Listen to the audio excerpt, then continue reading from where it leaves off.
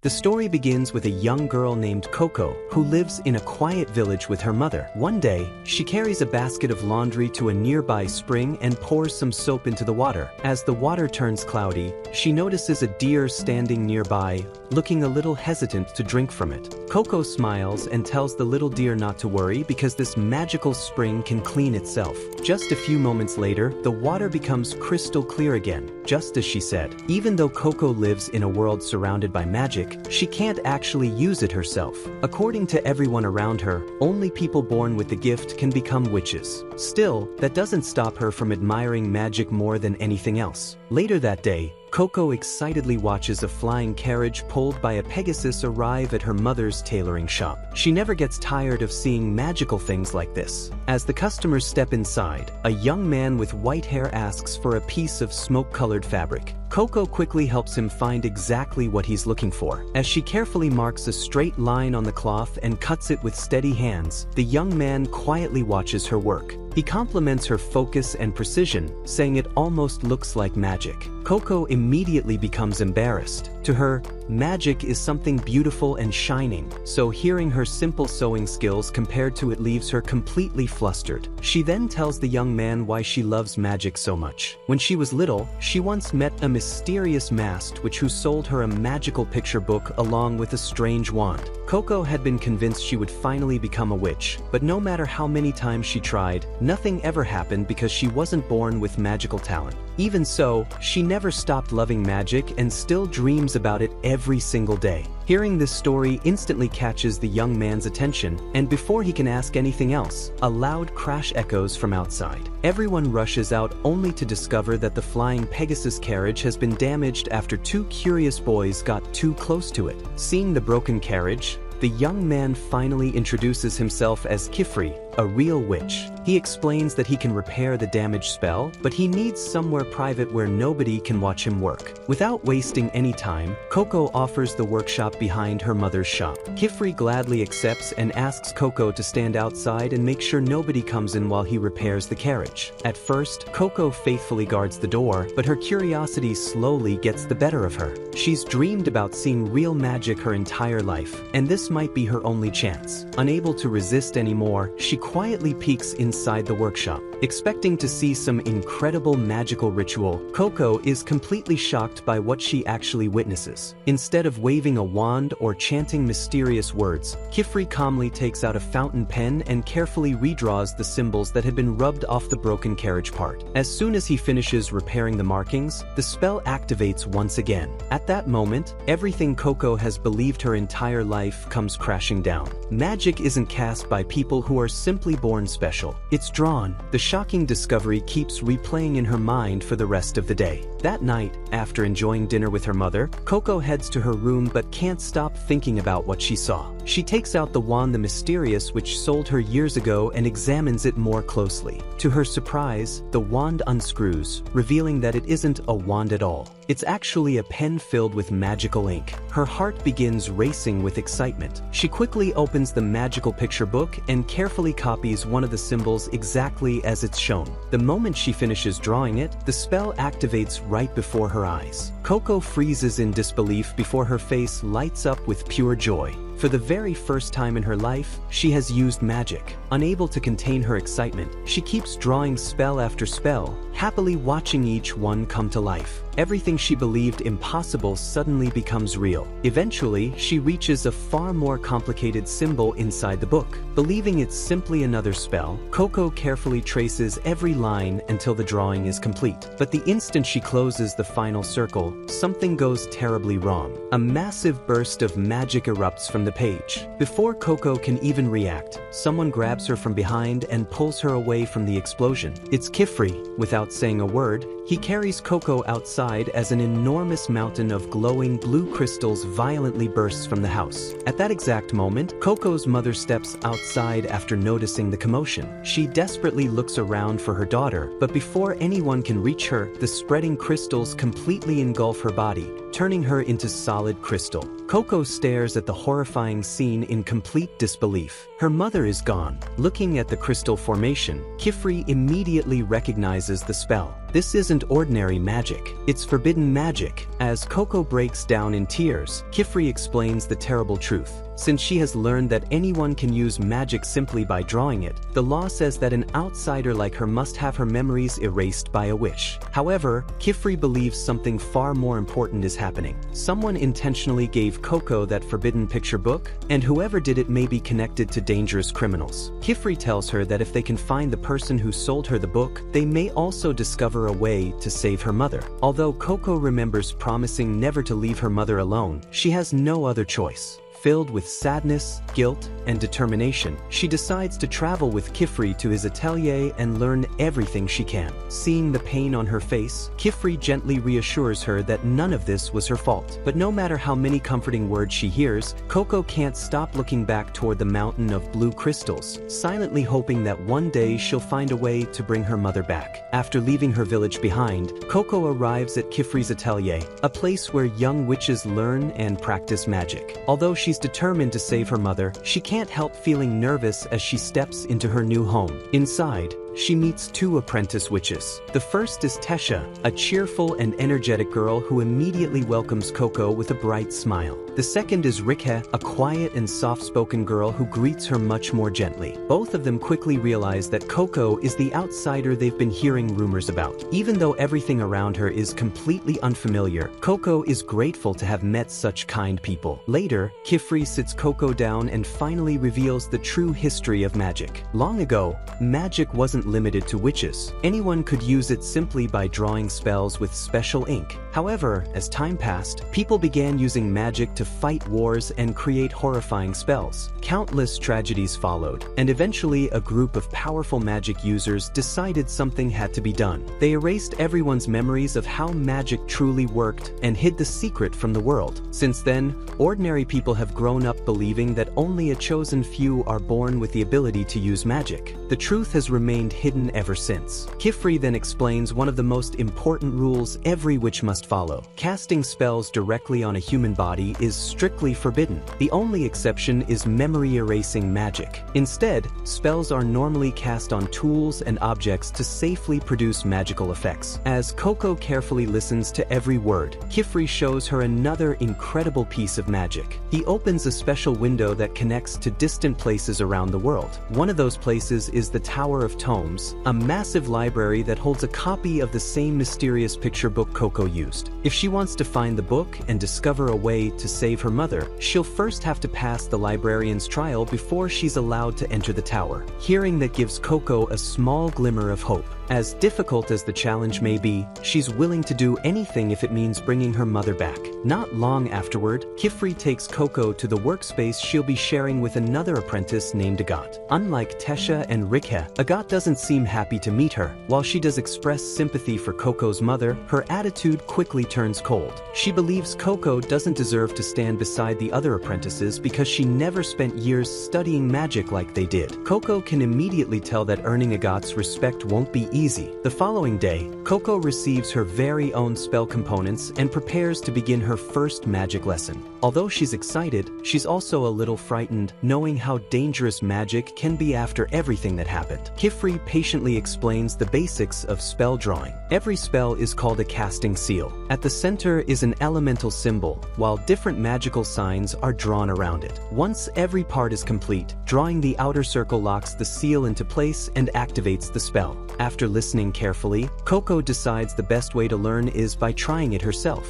She nervously begins drawing her very first casting seal. Looking at her rough handwriting, she immediately becomes embarrassed and apologizes for how clumsy it looks. But Kifri simply smiles and reassures her that every witch starts somewhere. Nobody creates perfect spells on their first attempt. Encouraged by his words, Coco completes the seal and activates it. Instead of appearing where she intended, a huge splash of water shoots across the room and completely soaks Agat on the other side. Coco can only stare in horror at what she's done before awkwardly realizing she accidentally drenched her new roommate. Despite the embarrassing mistake, Kifri isn't angry. Instead, it becomes another lesson. Even the smallest error can completely change the outcome of a casting seal, which is why every line and every symbol must be drawn with extreme care. Not long afterward, Kifri announces that he has to leave for the Great Hall to take care of some business. Before leaving, he places Coco under Agat's supervision. Agat looks directly at Coco with her usual serious expression before making one thing perfectly clear. Her real tests begin now. Next, Kifri travels across a raging sea toward a massive tower standing above the Great Hall. After arriving, he uses magic to descend deep beneath the ocean until he reaches the seabed. Just as he arrives, an old friend named Elira surprises him. She jokingly asks why he always insists on using magic instead of simply taking the stairs. As they walk together, Elira brings up the rumors surrounding Kifri's newest apprentice. She wonders if the girl has something to do with his investigation into the mysterious brimmed caps. Kifri immediately denies it and points out that Coco technically isn't even his apprentice yet because she still hasn't passed her entrance test. He also explains that this is the worst possible time to take it. The floating Dada range is currently at its highest elevation, making the test far more dangerous than usual. If Coco attempts it now, she could easily lose her life. Meanwhile, back at the Atelier, Coco has no idea about Kifri's concerns. Instead, Agat calmly tells her it's time to take the apprentice test. Coco immediately becomes nervous. She wants to wait until Kifri returns, but Agat refuses. She explains that she herself passed the same test when she was only 10 years old, so Coco has no reason to hesitate. Agat then explains the first trial, known as the Consent of the Crown. Using only 3 magical tools and her spell components, Coco must climb to the summit of the Dada range and pick a special plant called the diadem herb. Before setting off, Agat gives Coco a guidance orb to show her the way and a vapor bubble to provide drinking water during the journey. Just before she leaves, however, she remembers seeing both Kifri and Agat flying through the air using special shoes. Hoping they'll help, she timidly asks if she can borrow Agat's pair. After a brief pause, Agat agrees. Agat puts off her shoes and gives it to Coco and suddenly pushes her straight through the magical window leading outside. Before closing it behind her, she reminds Coco that she only gets one chance to pass this test. Now completely alone, Coco nervously follows the guidance orb as it leads her through a dense forest. She stumbles over roots, trips across uneven ground, and barely manages to keep moving. Eventually, she reaches the Dada range, where enormous floating islands covered in lush greenery hang high above the ground. The guidance orb points upward. Seeing the floating islands towering overhead, Coco immediately feels discouraged. Then she remembers the magical shoes Agat lent her. She activates the casting seals on both shoes and slowly begins to rise into the air. But almost instantly, she realizes flying is much harder than it looked. Instead of soaring gracefully like Kifri and Agat, Coco struggles to stay balanced before completely losing control and crashing back down. Even after falling, she refuses to give up. Again and again, she keeps trying, determined to learn how to control her flight. Back beneath the sea, Elira watches as Kifri collects a package from the witches working inside the Great Hall. She jokes that if he simply lived there, he wouldn't have to travel such a long distance every time. She also reminds him that despite his dislike for the Great Hall, he still needs to take proper care of the young apprentices under his guidance. At that exact moment, Coco could definitely use some guidance. High above the ground, she desperately struggles to land on one of the floating islands. Just as she thinks she's about to make it, she loses control again and falls. Luckily, she barely manages to grab onto a hanging vine before crashing all the way to the ground. As Coco catches her breath,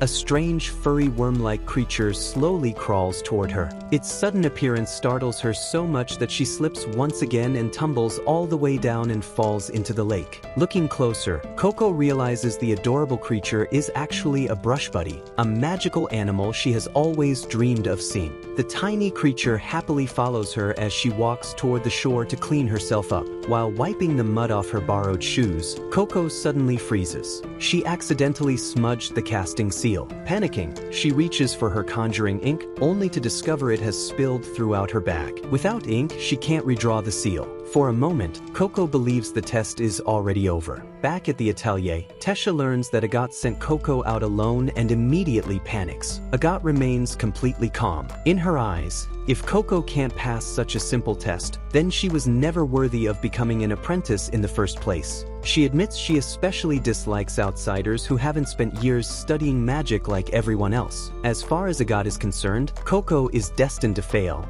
and not even the magical sylph shoes can save her. Her harsh words leave Tesha feeling depressed. Meanwhile, Coco desperately searches for another solution. She first tries moving a small boat beneath one of the floating islands, but it still isn't enough to reach the top. Then an idea suddenly comes to her. If the shoes no longer work, maybe she could simply draw the spell directly onto the soles of her feet. But just as she's about to do it, she remembers Kifri's lesson. Casting magic directly on the human body is strictly forbidden. Unable to use that idea, Coco begins doubting herself. Compared to apprentices like Agathe, she's only just started learning magic. They have years of experience while she knows almost nothing. But then she remembers her mother patiently teaching her how to carefully measure, mark, and cut fabric. She remembers the dedication those simple tasks required. She also remembers Kifri telling her that the skill and concentration she showed while sewing was real magic. Those words suddenly give Coco the confidence she desperately needed. She may be inexperienced, but she has her own kind of magic.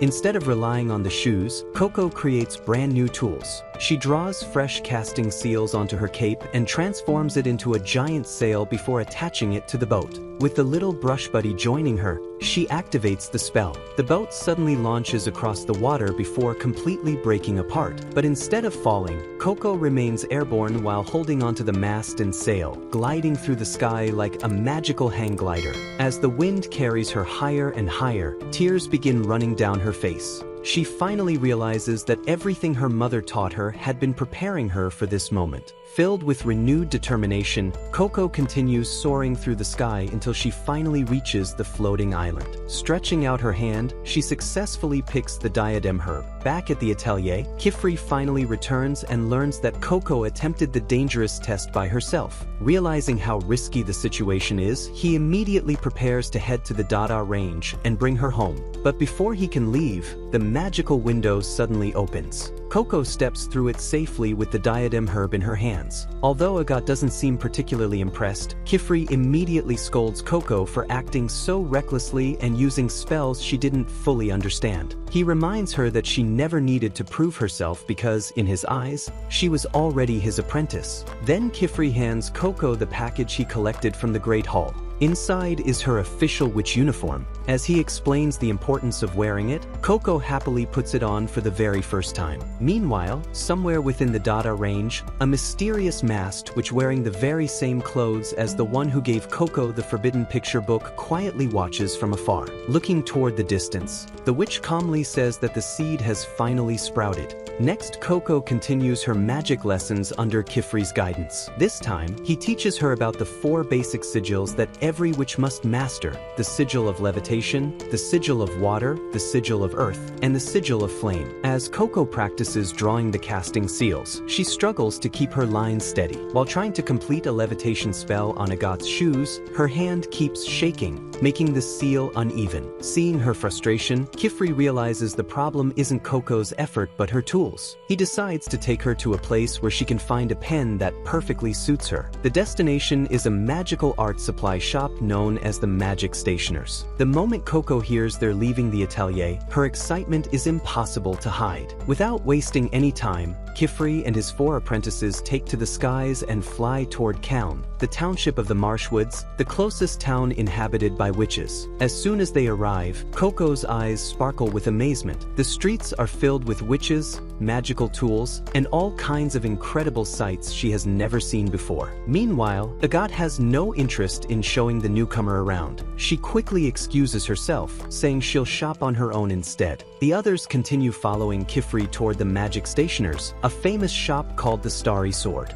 The moment she steps through the door, she gasps in amazement. Growing right in the middle of the shop is a massive tree stretching toward the ceiling, with a giant wooden staircase spiraling around its trunk. The owner of the shop, Master Nalnoa explains that, with the help of his grandson, he personally makes almost every magical component sold in the shop, including the ink, pens, and many other tools witches use every day. He then reveals that magical ink is actually extracted from a special tree. Wanting to show them how it's done, he invites everyone upstairs. Coco and the others eagerly follow behind. As soon as Coco reaches the upper floor, she notices a young boy completely focused on carving a pen by hand. Without wasting any time, Mr. Nalnoa cuts a small branch from the silverwood tree and places it into a container sitting over a burner. He explains that this is how they extract the magical ink used by witches throughout the world. According to an old legend, a silverwood once fell in love with a witch. It willingly offered its own blood to become magical ink and its branches to become wands. After the demonstration,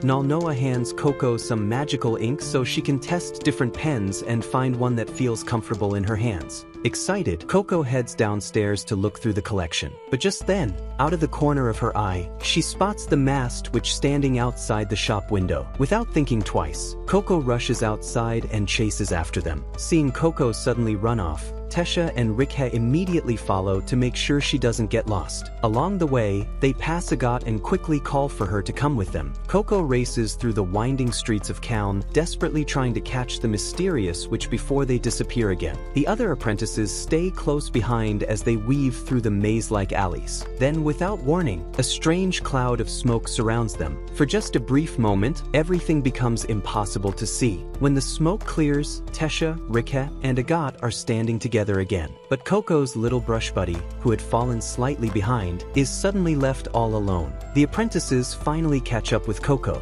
However, something immediately feels wrong. Looking around, Rikhe notices that the streets don't look familiar anymore. They aren't in Kaln anymore. Without realizing it, they've somehow been transported somewhere else. Wanting to understand where they are, Tesha flies high into the air to get a better view. Only moments later, she comes rushing back with panic written all over her face. Something has found them. Before anyone can even ask what she means, an enormous dragon slowly climbs over the city's walls. The gigantic creature towers over the streets while staring directly toward them. Watching the entire scene from above, the mysterious masked witch quietly observes Coco. To them, Coco is no ordinary girl. She is the hope they've been waiting for. Meanwhile, back at the Starry Sword, Kifri notices that all 4 apprentices have suddenly disappeared. As everyone searches for them, Tarda remembers seeing the girls chase after a masked witch. The description immediately catches Kifri's attention. Kifri immediately begins searching for his missing apprentices. He instantly realizes who they're dealing with. The masked figure belongs to the Brimmed Caps, a dangerous group of witches who wear hats from a forgotten era. Meanwhile, the girls run through the unfamiliar streets as the enormous dragon chases after them. Eventually, they reach a dead end. With nowhere left to run, Tesha begins to panic. Unable to hide her fear, she shoots a blaming glance toward Coco, believing none of this would have happened if she hadn't chased the masked witch. Despite the danger, Agat quickly pulls herself together. She orders everyone to stick to a plan. Tesha and Rikhe will distract the dragon while Agat prepares a powerful wall-breaker spell to create an escape route. As Agat carefully draws the casting seal, Coco notices another seal already hidden on the nearby wall. Thinking it might help, she quickly reaches out and grabs Agat to point it out. But the sudden movement causes Agat's hand to slip. The spell is ruined. Agat immediately snaps at Coco, angrily scolding her for interfering without understanding what she was doing. Fortunately, Rikhe quickly steps in and completes the spell before it's too late, allowing the girls to escape the dead end. Elsewhere, Kifri continues searching every corner of the town, but the apprentices are nowhere to be found. Just when it seems like he's run out of clues, Coco's loyal brush buddy tugs on the edge of his robe. The tiny creature points toward the direction where the girls disappeared. Without wasting another second, Kifri follows the little brush buddy, hoping he'll reach his apprentices before the Brimmed Caps make their next move. Next, Coco, Agat, Tesha, and Rick had trapped inside an endless maze made of white stone. No matter which direction they run, they always seem to end up in the same place, while the enormous dragon continues flying overhead in search of them. After running for a while, the girls hide inside a small alcove where the dragon can't see them. Feeling guilty for putting everyone in danger, Coco quietly walks over to Tesha and hands back the hat she dropped earlier. She apologizes once again for getting everyone involved. Wanting to comfort her, Coco wraps her own cloak around Tesha, saying it always makes her feel warm and safe. Suddenly, a magical cloud bursts out around the two girls, surrounding them with soft, fluffy cushions. Coco is surprised, but Tesha happily explains that it's a spell she created herself. The two of them begin talking from the heart. Tesha apologizes for blaming Coco earlier and admits that instead of protecting her, she let fear take over. Coco points out that Tesha's magical cloud is already protecting everyone. Hearing that makes Tesha smile. She explains that ever since she was little, she's dreamed about taking a nap on a cloud. That's why she's trying to create a spell that lets anyone sleep comfortably in the sky. Once she perfects it, she hopes every witch will be able to use it. Just then, Agathe and Rikhe poke their heads into the fluffy cloud, revealing that they heard the entire conversation.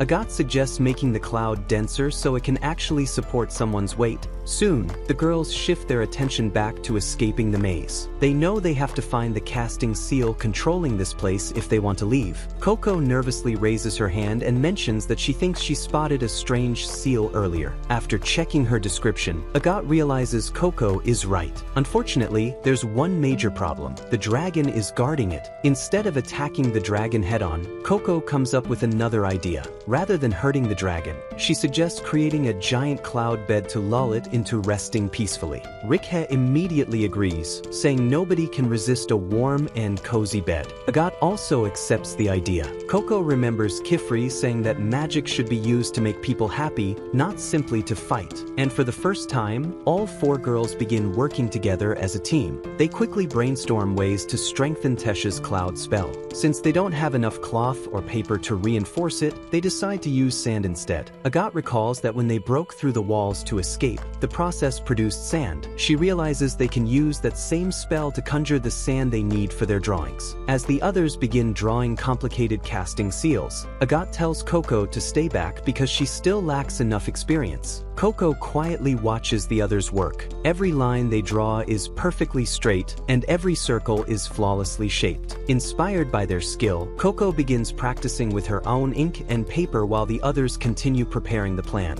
They spend hours drawing spell after spell deep into the night. As the cold air begins setting in, Coco creates a pyre ball to keep everyone warm. This time, the spell is far more stable than before, proving that all her practice is finally paying off. Watching Coco's improvement, Agathe reluctantly admits that repeating something over and over really does make people better. At that moment, she realizes her own spell has been missing one important element: repetition. With everything finally prepared, the girls put their plan into action. They race across rooftops, drawing enormous casting seals at different locations throughout the maze. Using their hats as signals, they wait until everyone is ready. Then, on the count of 3, they all complete their outer circles at the same time. The spells activate instantly. One after another, 5 enormous fluffy clouds appear throughout the city, continuously recreating themselves. The strange sight immediately catches the dragon's attention. Curious, the giant creature slowly approaches one of the clouds and gently pokes it.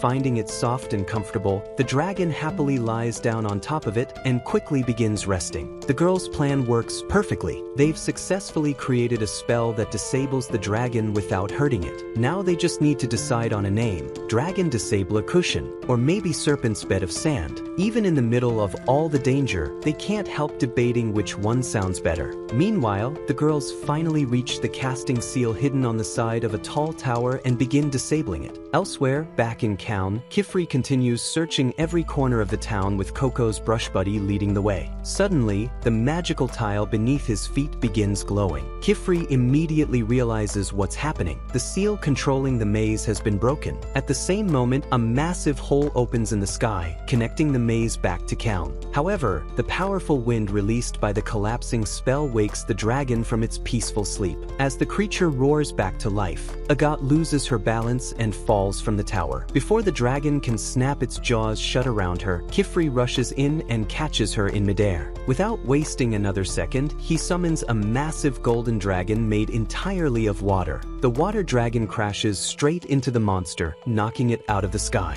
Amid the chaos, the mysterious mast which quietly approaches the unconscious Coco. Looking down at her, they ask whether she enjoyed the assignment they prepared especially for her. They then offer Coco something they claim Kifri could never give her. Moments later, Coco slowly opens her eyes. She's back in town. Her friends and Kifri are all standing around her, relieved that she's finally awake. They explain that they found her unconscious near the tower after everything was over. Feeling responsible once again, Coco apologizes for putting everyone in danger, but Kifri gently reassures her that she's safe now. As everyone prepares to leave, Kifri quietly asks Tarta to investigate the strange magical ink left behind on one of the tiles. However, he gives one very unusual order. No matter what Tarta discovers, he must not report the forbidden magic to the Knights Moralis. The cold expression on Kifri's face makes it clear that this isn't a request. It's an order.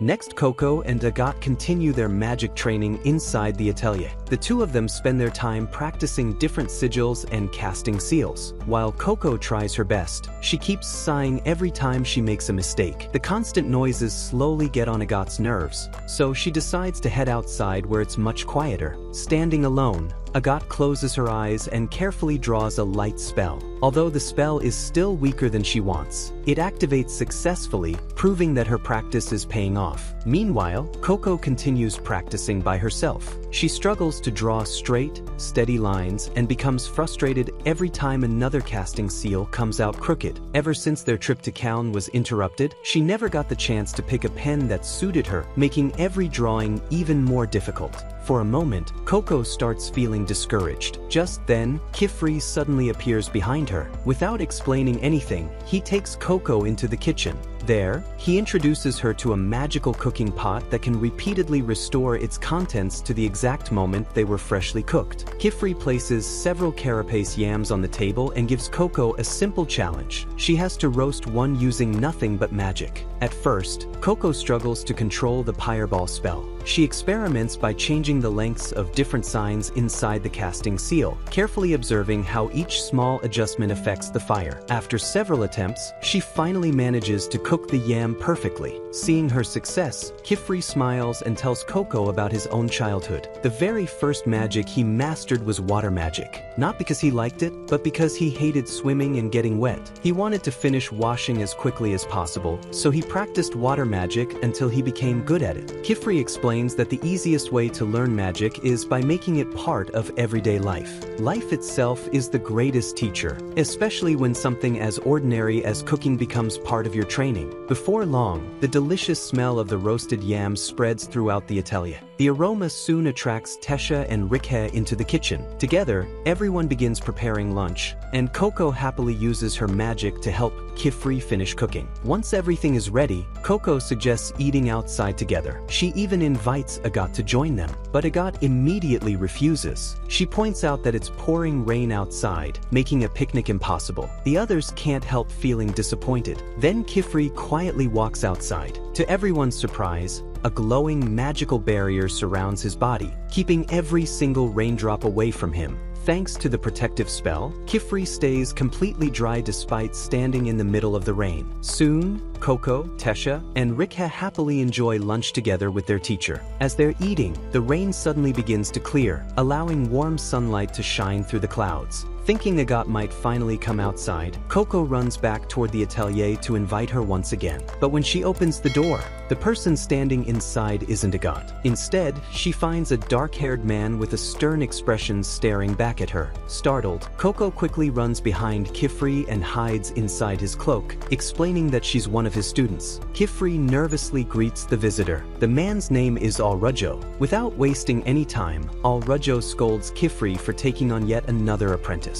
When he learns that Coco became involved with forbidden magic, his expression immediately becomes even more serious. Believing she should be handed over to the authorities, Alrujo grabs Coco's wrist and declares that he'll personally take her to the Knights Moralis. He refuses to let the dangerous brimmed caps become involved again. Before Alrujo can leave, Kifri instantly casts a defensive water spell that blocks his path. He calmly asks his old friend to come inside so they can talk first. Later that evening, as heavy rain continues falling outside, Kifri formally introduces Al-Rajjo to everyone. He explains that Al-Rajjo serves as the watchful eye of the Atelier. His duty is to monitor smaller witch settlements and make sure everything remains under control. Al-Rajjo still disagrees with Kifri's decision to investigate the forbidden picture book himself. According to him, that responsibility belongs to the Knights Moralis, also known as the Order of Moral Spellcasting. They are the guardians responsible for protecting the secrets of magic. However, Kifri points out one important fact. If the Knights erase Coco's memories because she learned the truth about magic, then they would also have to erase his. Hearing that argument, Al-Rajjo finally gives in. Later that night, after everyone finishes washing up, Coco looks for her little brush buddy so she can dry it off. The tiny creature suddenly darts into Al-Rajjo's room. Coco nervously follows after it and quietly peeks inside. As she searches through the dark room, she suddenly sneezes, immediately revealing her presence. Instead of getting angry, Al-Rajjo simply hands her the now dry brush buddy. He then activates a fire-casting seal engraved onto one of his rings, using the gentle warmth to dry Coco's wet hair as well. While looking around the room, Coco notices that the floor tiles are softly glowing. The sight instantly reminds her of the magical floor she saw years ago when she first fell in love with magic. Excited, she tells Al-Rajjo about that memory. Al-Rajjo casually replies that it's simply one of his own creations. To him, it's nothing special, but Coco smiles brightly. She tells him that little spells like these are exactly what inspired her to dream about becoming a witch. The following day, the rain continues pouring without stopping. Coco spends the morning studying in the living room while Agathe quietly continues practicing her light spell nearby.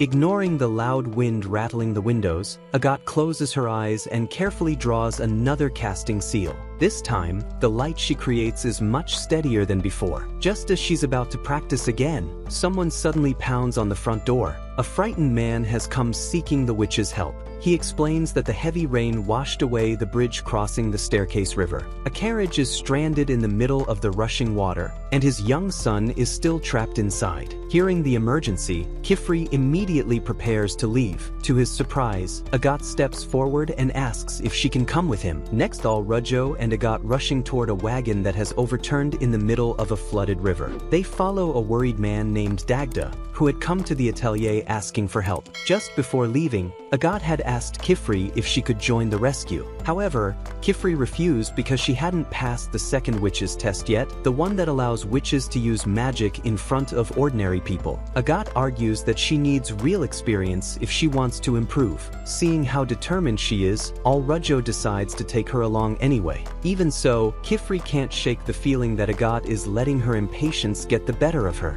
Meanwhile, Coco, Tesha, and Rikhe quickly put on their robes and hats, preparing to help as well. Soon, Al-Rajjo and Agathe arrive at the flooded river. Without wasting any time, Al-Rajjo begins drawing a wind-away spell that will teleport the others directly to their location. Before everyone arrives, he hands Agathe a set of magical rings designed to dry the soaked clothes of the travelers after they're rescued. Agathe looks disappointed. To her, the task seems far too simple, but Al-Rajjo immediately reminds her that no job is unimportant. He tells her that every spell exists to help someone, no matter how small the task may seem. Instead of thinking about proving herself, she should remember who magic is truly meant for. His words only leave Agathe even more frustrated. Moments later, the windoway opens and Kifri, Coco, Tesha, and Rikhe step through. Looking at the overturned wagon trapped in the rushing river, Al-Rajjo activates his sylph shoes and gently floats toward it. Kifri follows close behind while drawing an incredible weapon from its sheath. It's a magical sword engraved with countless casting seals. With a single swing, Kifri slices through the rushing water itself. The powerful current parts into two enormous walls, creating a clear path toward the trapped wagon. Taking advantage of the opening, Al-Rajjo quickly pulls a woman from the wreckage and carries her safely back to shore. Meanwhile, Kifri struggles to hold the river apart. Even after all these years, he still hates being surrounded by water, as the current pushes against him with incredible force.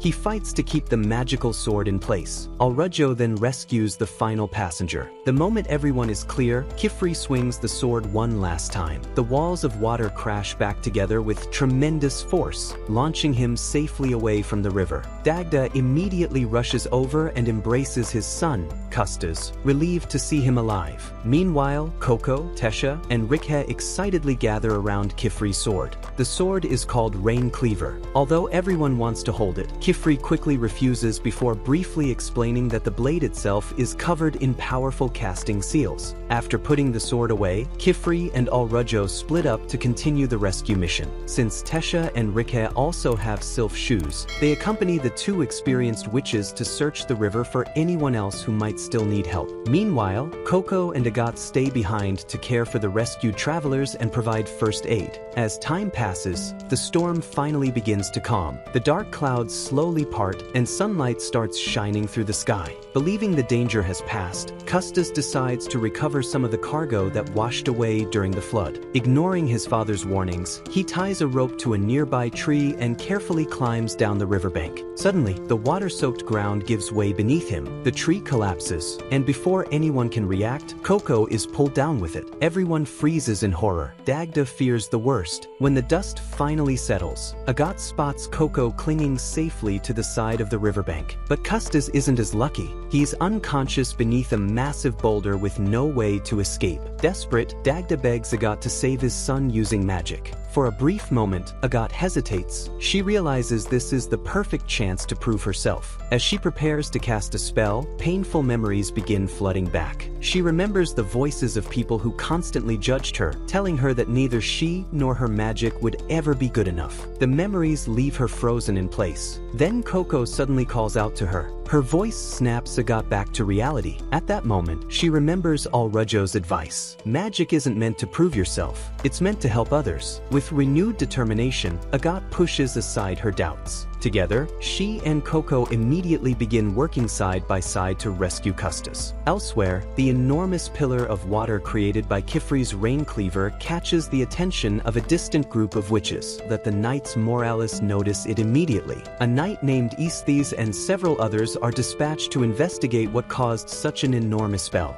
Realizing they can't use magic openly in front of ordinary people, Coco quietly asks Agat if she has the you-know-what. Understanding exactly what she means, Agat tosses Alrujo's magical rings down to her. Coco quickly uses the rings to dry her palm choir, the special pad of paper she uses to draw casting seals. Now all they need is a way to cast magic without anyone noticing. Thinking fast, Agat hides her hands beneath her robe and secretly draws a spell. Moments later, a giant flaming bird suddenly appears high above the sky. The incredible sight instantly catches everyone's attention. As all the travelers look up in amazement, nobody notices Coco preparing her own spell. Below the cliff, Custis slowly opens his eyes. He's still alive. Meanwhile, Dagda grows more desperate with every passing second, unable to do anything but watch. Then all of a sudden, Coco slowly rises above the edge of the cliff with Custis safely beside her. Nervously, she calls out for Dagda to grab them. The relieved father immediately rushes forward and pulls both of them to safety. Earlier, Coco had carefully covered the massive boulder with the rock-breaking spell Rikhe taught her. After breaking the rock apart, she drew a levitation casting seal onto her robe, allowing both herself and Custis to float safely back to the top.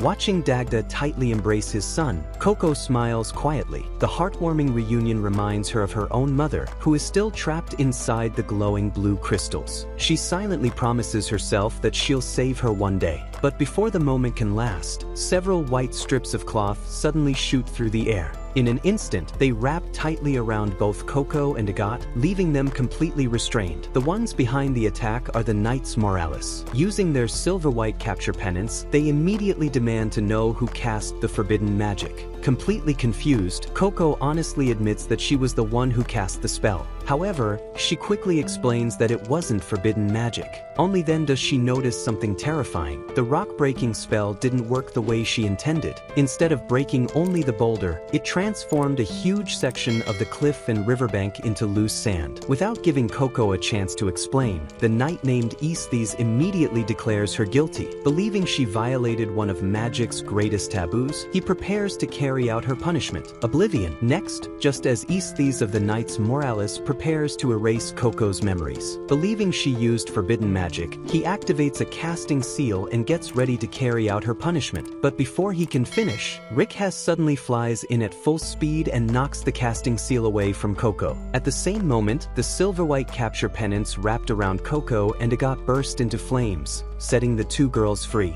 With nothing supporting them, they begin falling toward the ground. Luckily, Tesha is already waiting below. Using the fluffy cloud spell she created herself, she safely catches both girls before they can hit the ground. The three apprentices immediately stand in front of Coco, refusing to let the knights take her away. However, Aesthetes has no interest in listening to their explanation. According to him, the laws created on the day of the pact exist to preserve peace and order, and they must be followed without exception. Just then, Kifri finally arrives. He firmly warns Aesthetes not to lay another hand on his apprentices. Aesthetes argues that any spell capable of changing an entire landscape is considered forbidden war magic. Before the argument can continue, Alrujo interrupts both sides. He reminds them that people are still trapped and injured because of the flood. Helping them should come before everything else. The Knights Moralis reluctantly agree. They immediately help transport the injured Custas back to Calne for treatment. Unfortunately, magic can't heal his injuries. After the rescue is over, Aesthetes seals off the entire area so he can continue his investigation. He carefully examines Coco's casting seals and even searches her body for any hidden spells. But no matter how thoroughly he investigates, he finds nothing proving that Coco intentionally used forbidden magic. With no evidence left to examine, Aesthetes flies away, promising to report the incident to the Great Hall. Watching him disappear into the distance, Kifri finally lets out a huge sigh of relief. He then reminds Coco and Agat just how close they came to disaster. If the ordinary travelers had discovered the truth about magic during the rescue, both girls would have lost their memories. And memories are far too precious to lose. Despite everything that happened, Kifri tells Agat that she has finally proven herself. He believes she's now ready to take the second witch's test and accompany him on missions outside the Atelier. Hearing that, Alrujo can't resist teasing Kifri for being too soft on his students. Before everyone leaves, Alrujo uses a special sear wire wand to magically rebuild the bridge that had been washed away by the flood. Meanwhile, Kifri notices something half buried beneath the sand. As he hands them back, Coco is surprised to see that the ink bottle is still completely full. Curious, Kifri takes a closer look. Almost immediately, he notices something strange. The ink has a faint blue tint. Elsewhere, the mysterious mast, which from the brimmed caps quietly cuts their own hand and lets several drops of blood fall into another bottle filled with magical ink. Back at the disaster place, Kifri decides to investigate the strange ink further. He realizes there's only one person who might know something about it. He takes Coco back to the Starry Sword. When they arrive, Tarda welcomes them inside while Kifri heads upstairs to meet Master Nalnoa. Meanwhile, Tarda offers to clean the cuts on Coco's leg inside the storeroom. As Coco enters, she is amazed by seeing so many unfamiliar components. Coco can't stop staring at the countless bottles of colorful magical dyes lining the shelves. Curious as always, she asks Tarda question after question. He happily explains that every single dye has its own purpose and is used to create different kinds of magical ink. Upstairs, Kifri shows Coco's ink bottle to Master Nalnoa. The old craftsman immediately recognizes the bottle as one of his own creations. However, the ink inside definitely isn't normal. The strange blue color catches both of their attention. Kifri suddenly realizes that the brimmed caps must have secretly cast a spell on the day Coco and the others disappeared. Determined to uncover the truth, he decides to test the ink himself. Downstairs, Tarda finishes treating Coco's leg. Still fascinated by all the magical dyes, Coco climbs a ladder to get a closer look at the shelves. Suddenly, a bright flash of light erupts nearby. Startled, Coco loses her balance and crashes into the shelves. Bottle after bottle falls onto the floor. Fortunately, none of them break, but every single label comes off. Seeing the scattered bottles, Tarda freezes in shock. Because of his silver wash eyes, he can't distinguish different colors. Without their labels, he has no way of telling the dyes apart anymore. Feeling completely overwhelmed, he quietly asks Coco to leave the room. Meanwhile, upstairs, Kifri and Nalnoa finally uncover the truth. The mysterious ink has been affected by a twinned bottle spell. Two separate bottles now share the exact same contents, which means the bottle in Coco's possession is directly connected to the brimmed caps. It's the clue Kifri has been searching for all along. But after realizing such powerful forbidden magic is involved, Nalnoa immediately panics. He decides the Great Hall must be informed. However, Kifri insists on keeping the bottle for himself. After apologizing to Nalnoa, he leaves with Coco.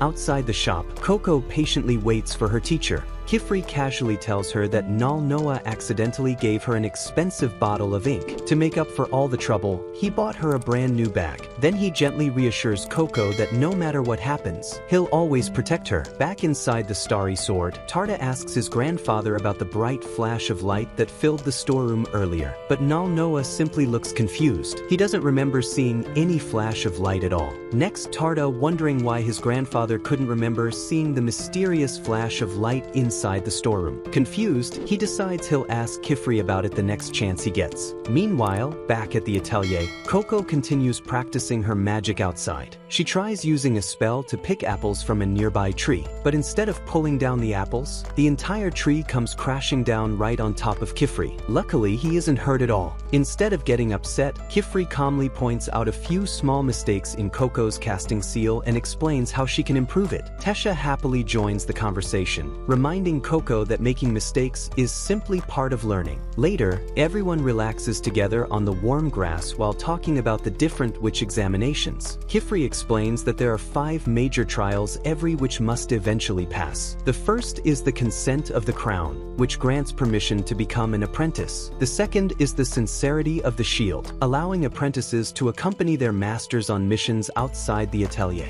The third is the query of the Kavive, proving a witch is worthy of receiving the key to the Tower of Tomes. The fourth is the goodwill of her grace, where a witch must use magic to help others as a full-fledged magician. And finally comes the words of the wise, the test that grants a witch the right to take apprentices of their own. Together, these 5 trials form what's known as the Pentagon of Proving. Listening to the discussion, Tesha excitedly says she can't wait to become a full witch and someday design her own magical hat. Rikhe, on the other hand, admits that she dislikes tests because she hates being told what she should draw. As for Agat, she quietly reveals that her dream is to become a librarian at the Tower of Tomes. That night, Coco suddenly opens her eyes. Everything around her is completely dark. Then she hears a familiar voice. It's her mother. Overwhelmed with emotion, Coco runs forward and hugs her tightly. But moments later, her mother's body slowly begins turning into stone. Her smiling face freezes into a silent scream. Before Coco can do anything,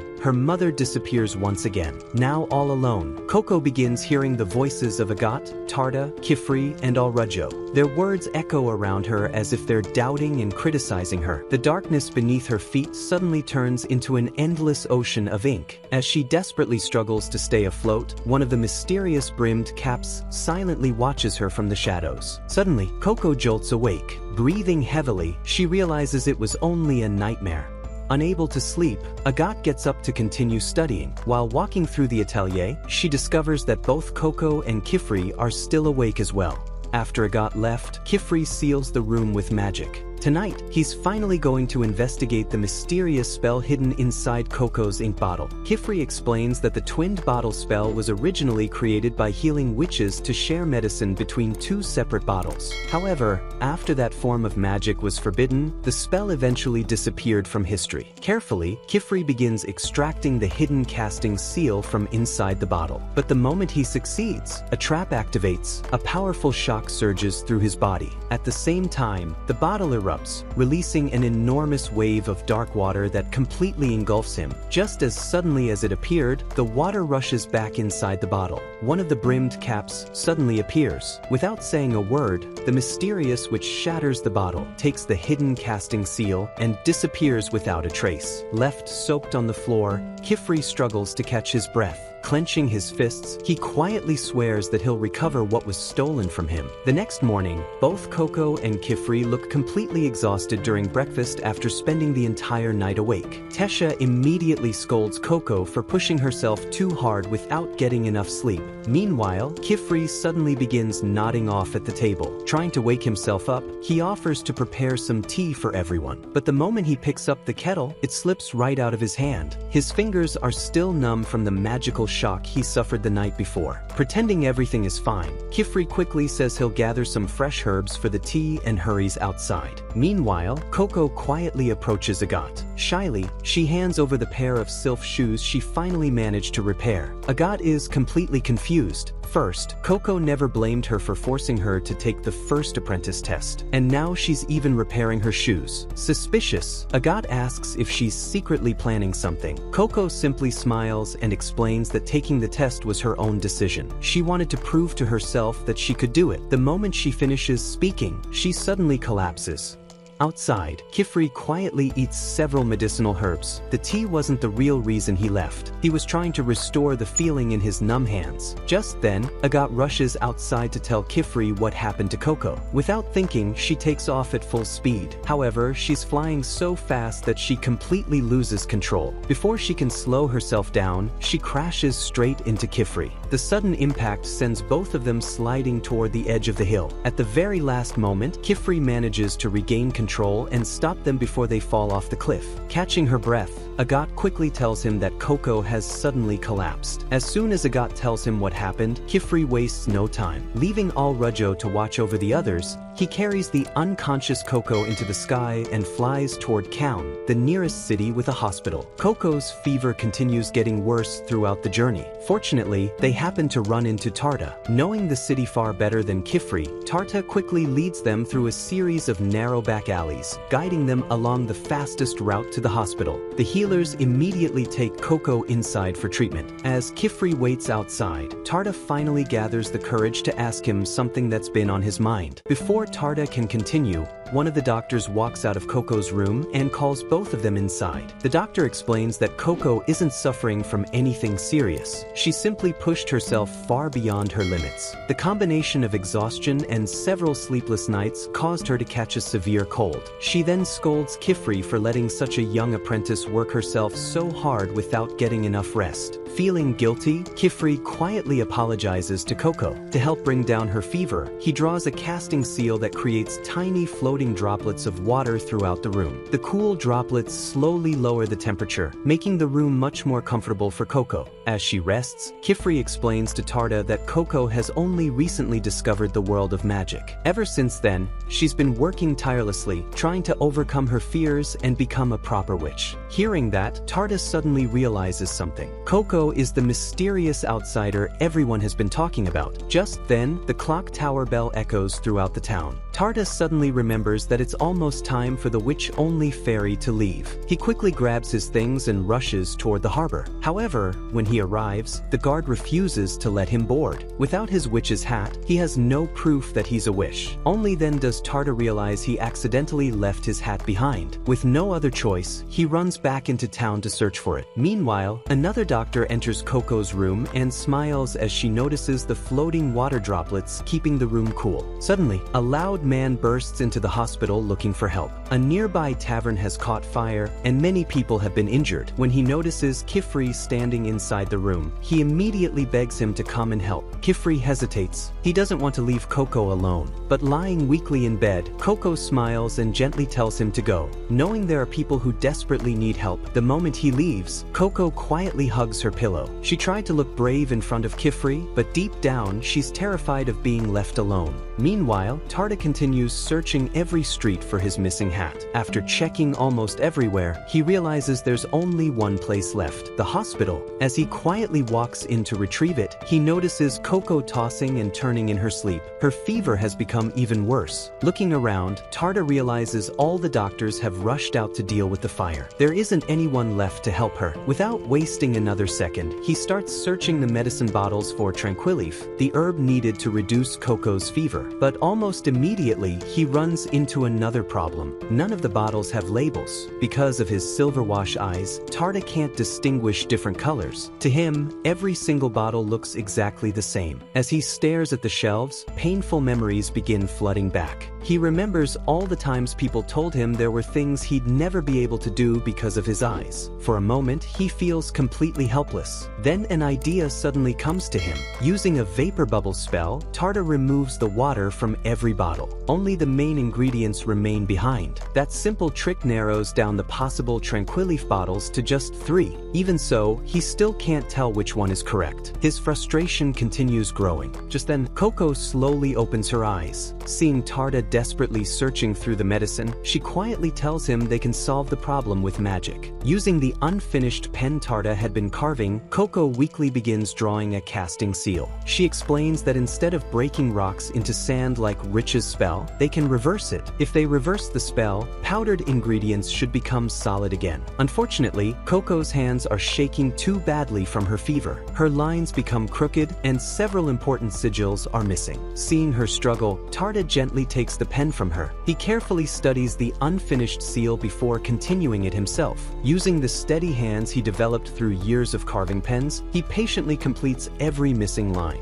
The work takes all night. Little by little, the casting seal finally comes together. The moment it activates, the powdered ingredients inside one of the bottles reform into solid Tranquilif leaves. Tarda's face immediately lights up. Since he can recognize the shape of plants even if he can't see their colors, he now knows exactly what Tranquilif looks like. Excited, he rushes through the hospital, repeating the spell on bottle after bottle. For the first time in his life, he feels like he's finally able to see the world in his own way.